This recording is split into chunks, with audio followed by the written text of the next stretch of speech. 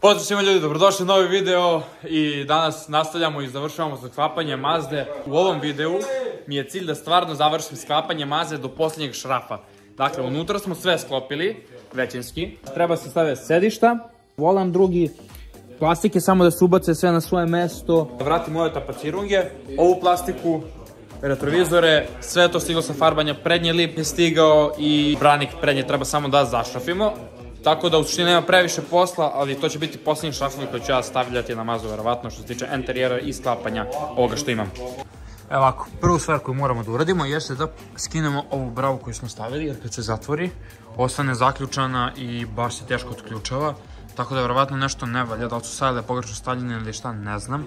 Sad ćemo da skinemo, da otvorimo, da pogledamo tačno šta ne radi i onda da vraćamo to nazad da bismo mogli stavljamo retrovizor i tapacirom i on zapravo prvo staklo pa tapacir i onda idemo dalje. I evo nas. Nije problem u mehanizmu, što je dobra stvar, jer to je bilo mnogo gore, ali je problem u ovome, dakle, loš je ovaj bužir i mora drugi da se uzme, tako da ćemo to,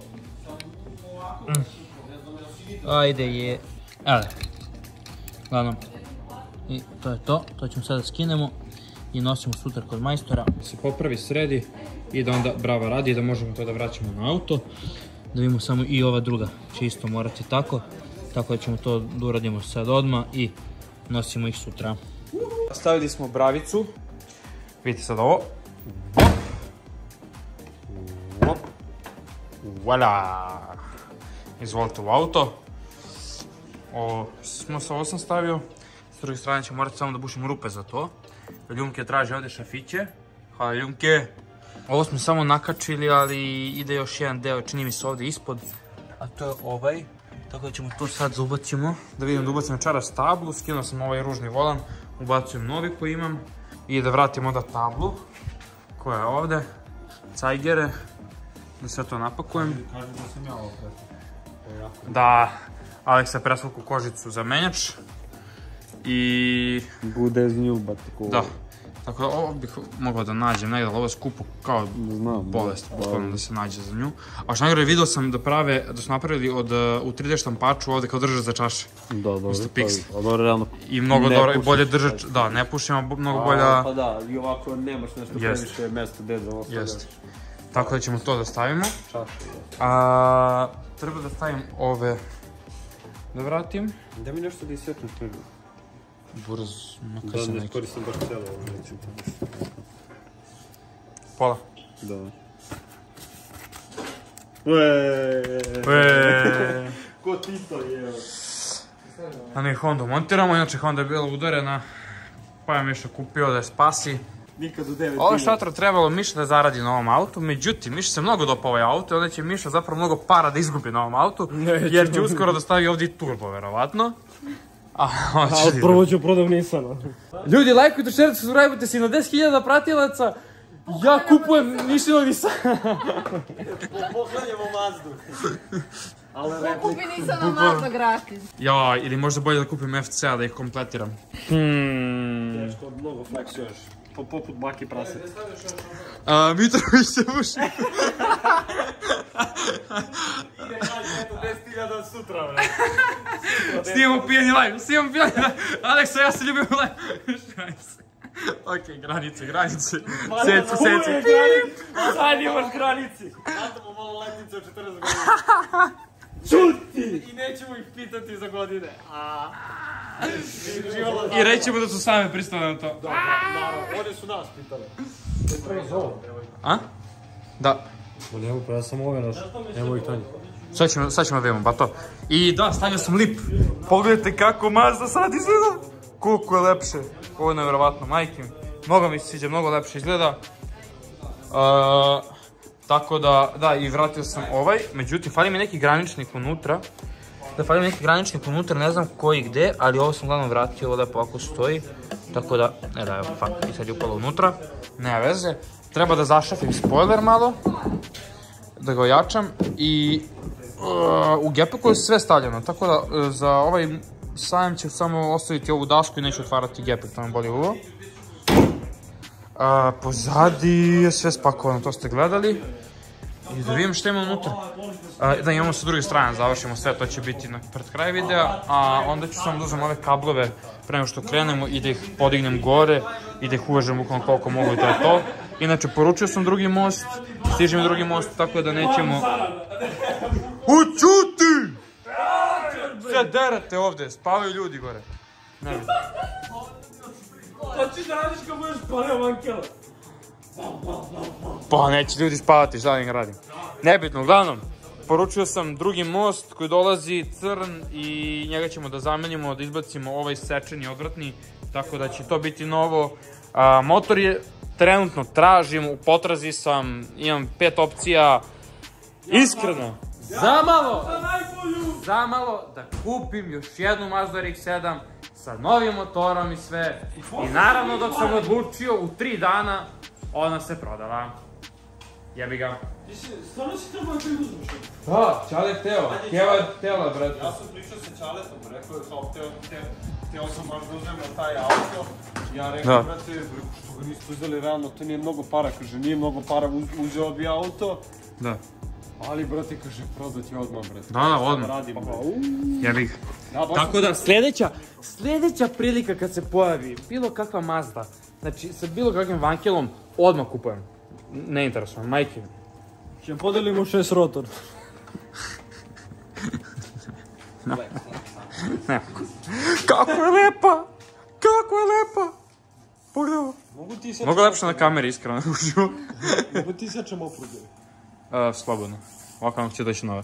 Sad ćemo da prebacimo tempomat na novi volan, znači volan koji mi je stigao još pre godinu i po dana. Imate video na mom kanalu, prvi unboxing. Nadam se da će uskoro doći drugi unboxing, to unboxing motora. Imao sam tempomat na mojoj Mazdi i ovde je stajao, a ovde sam dobio ovaj volan bez toga. Tako da sam ja to skinuo već, evo ga. I onda ćemo sada to samo da ubacimo ovde. Sada imamo 3 desetkice, samo skinemo ove čepove. Ovaj volan je inače kao nov, ali bukvalno. Tako da ćemo sad samo lagano ovo da zamenimo.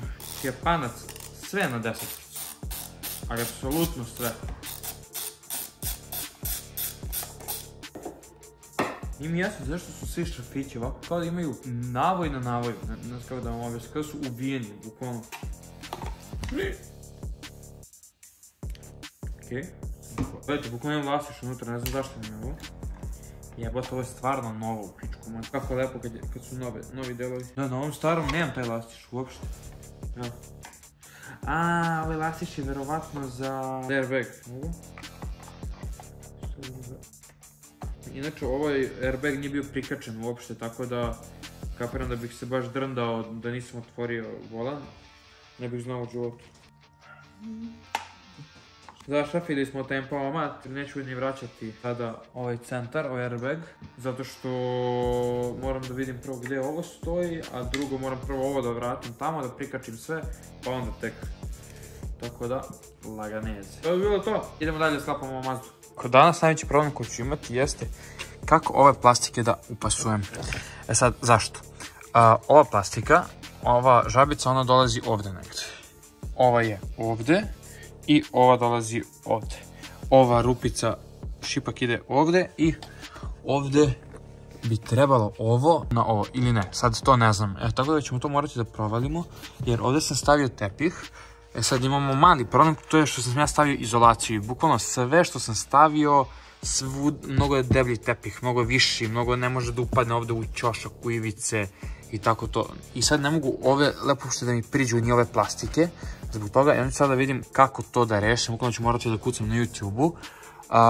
Ovu tablu to ćemo da vratimo, iako mi je puknut ovaj ovde deo. Znači, ne znam da sam to već pokazao. Ovo ovde, to mi je puklo. Ali ja sam stavio negde te delove, ali ne znam apsolutno gde su. Tako da, znate ono kada stavite negde neki deo da znate da tu stoji i onda kada vam zatreba, vi ne znate gde ste ga stavili, gde je to mesto gde vi znate da tu stoji. Znači, poludeo sam bukvalno tako da, a ta nova tabla košta od 200 do 300 dolara, bukvalno i to još dok stigne, stvarno mislim da daje 500 € samo za tu plastiku, a ne mogu baš da je pravim novu jer je pukla ovako. I onda ne znam ko je tačno ovaj ovde luk. Što se tiče ove plastike, nju imam, ona mi je u Peugeotu i nju ću da teram na 3D štampač, da neko to skenira i da napravi samo novo u 3D štampaču i to bi trebalo bude apsolutno vrhunski, tako da to je to. I sad ćemo da krenemo interijer, da napakujemo ovu tablu, ovu srednju konzolu, ovaj radio i onda da pređem da završim vrata. Znači zvučnik mogu sada da stavim i da vratim tapacir ovaj ovde. I onda ova vrata da završim, da vratim sedište, napakujem volan, pedale, dole sve što treba. Gepek smo završili, stavio sam dasku, tako da u suštini pozadi auto je 99% gotov. Evo moram da vratim ove male štopove. I da, moram da zašrafim ovo, tako da bliži se kraj, baš smo blizu. Evo sada stavljamo tablu, ovu srednju konzolu zapravo na Mazdu. Ja sam završio ispod auta. Iskonto sam da su amortizeri toliko loši, da Mazda toliko lagana da ja mogu bukvalno iz hip trusta da je dignem. I jedva dišem. I kako se zove, sad će Keba gore da drži kontru dok ja ovdje dole zašrafim. Ne znam koliko se vidi. Moramo da stavimo da ga zašrafimo tu dole sa ta dva šrafa. I onda uzimamo ovu plastiku, stavljamo je preko na to, stavljamo i sa obe strane moramo da stavimo po dva šrafa da bi to lepo uhvatilo i onda se isto kače nazad i napred. Tako da to će biti to. Sad nakon što smo stavili onaj metal, sad ćemo da, kako zove, pošto je retrovizor, on mora da se okreće, ovo mora da se okrene. I tamo ne mogu da stavim retrovizor ako ovo ne okrenem. Tako da sada malo je onako gruba tehnika.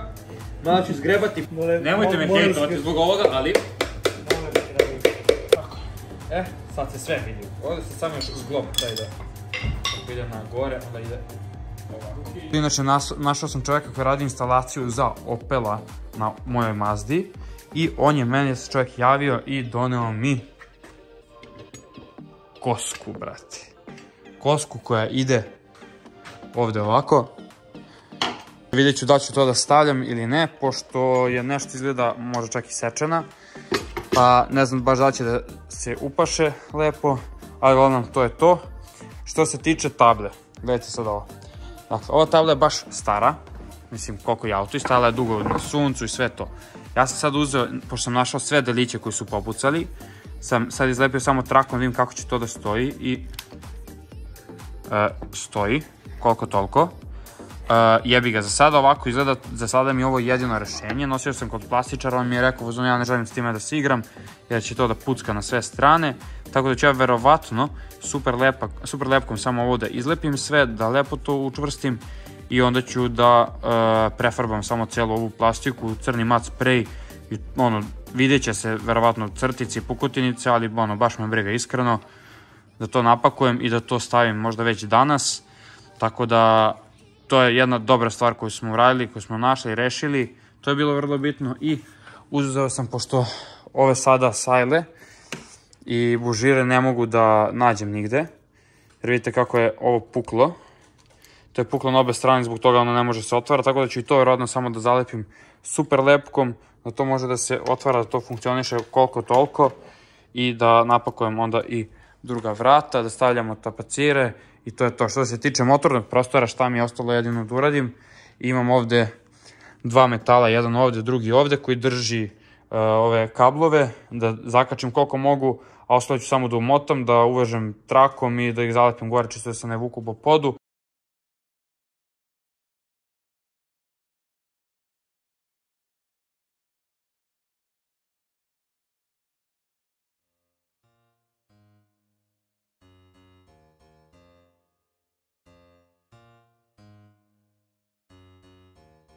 Call me Bucky, niggas lucky that I'm innocent.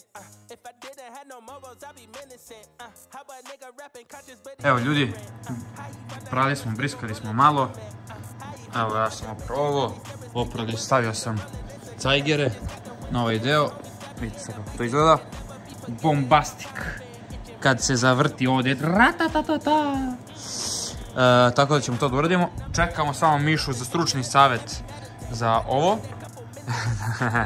Evo i rade opravo ovaj deo, centralnu konzolu, tako da ćemo i to sada da ubacujemo. I sad svuda je plastika malo, vidite kako ovdje popucala, kao taj lak, ne može lepo se opere, ali ako budem hteo to radit ću, mislim farbaću samo te plastike, to mogu uvijek da skinem, da prefarbam, da uradim ponovo, tako da eto u suštini neće to predstavljati nikakav problem. Moramo prvo džekove da priključimo.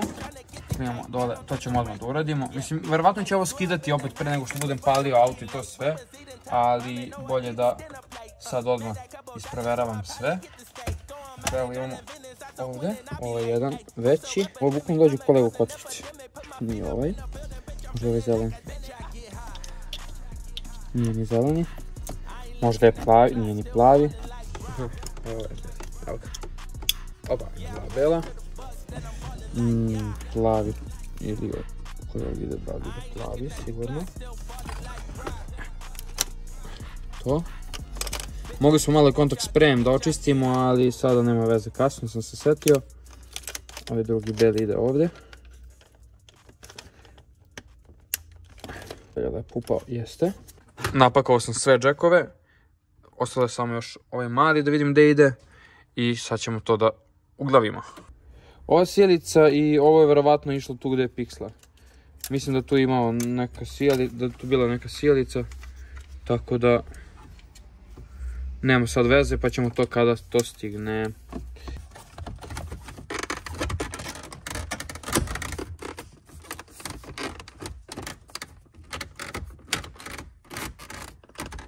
Škrip test. Ajde, jel se čuje? E sad, ovo je moguće da mi fale neke žabice ovdje, zato će to da bude malo klimavije, ali za sada me iskreno boli uvo. Ja sam stavio centralnu konzolu i sad krećemo.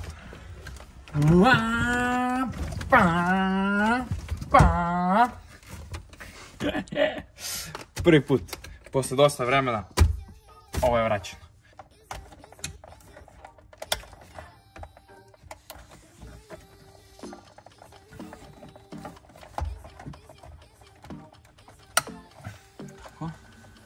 Moram sad da budem baš mnogo pažljiv sa svim ovim džekovima jer ono samo da neki ne pukne, to mi je bukvalno prioritet.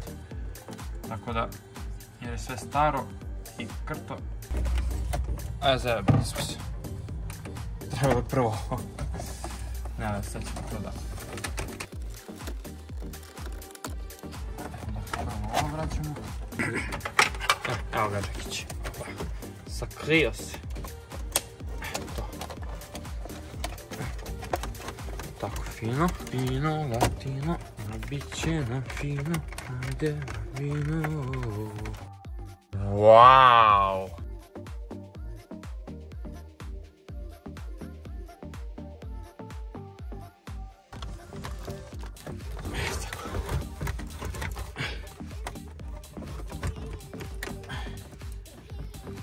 Trebalo bi da je to, a?